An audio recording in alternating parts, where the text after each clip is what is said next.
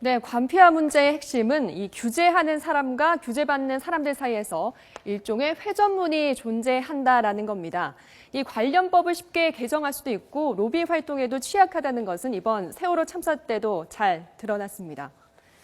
네, 2008년 미국에서 촉발된 세계적인 금융위기 이면에도 바로 재무부 출신의 금융계 인사들, 모피아들이 있었습니다. 이 사냥터지기와 밀렵군이 서로 입장을 바꿨을 때 얻을 수 있는 혜택을 좀 살펴보도록 할까요?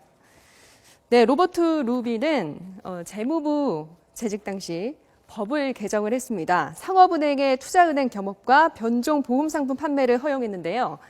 그 덕에 시티그룹과 트래블러스 그룹이 합병하면서 세계 최대 은행이 탄생을 했습니다.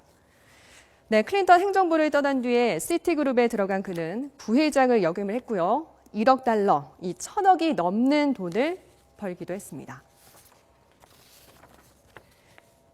네, 후임인 내리 서머스의 경우에는 재무부 장관 퇴임 후에 컨설턴트로 일을 하면서 강연을 하러 다녔습니다. 강연 수입만 2,000억 달러였고요. 이 헤지 펀드에 대한 조언으로만 520달러를 벌기도 했습니다. 헨리 폴슨 재무부 장관은 골드만삭스 CEO 출신입니다. 당시 월가에서 가장 돈을 많이 버는 CEO로 통했는데요. 폴슨은 골드만삭스에서 변종 주택 파생 상품을 만들어냈는데 그 상품이 서브프라임 사태를 불러온 주범으로 불립니다. 2008년 금융위기 당시 쓰러져가는 은행들을 위한 구제금융을 지원하기로 한 데는 재무부 장관 헨리 폴슨이 있었습니다. 금융계의 손실을 국민의 주머니에서 채운 격인데 골드만삭스 정부라는 오명이 따라다니는 이유입니다. 네, 국제통화기금 IMF의 경제학자인 데니스 이건 또 프라치 미슈라는 이 월가의 로비 활동이 워싱턴에 어느 정도 영향을 미치고 있는지에 대해서 조사를 했는데요. 2000년에서 2006년 사이에 금융과 부동산 분야에서 규제를 강화하는 법안이 통과된 비율은 5%에 불과한 반면 규제를 완화하는 법안의 통과 비율은 그 3배에 달했습니다. 자, 그렇다면 로비에는 도대체 얼마를 썼을까요?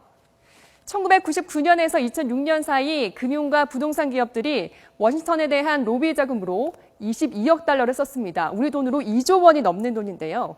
가장 활발했던 2005년에서 2006년 사이에만 7억 2천만 달러가 지출이 됐습니다.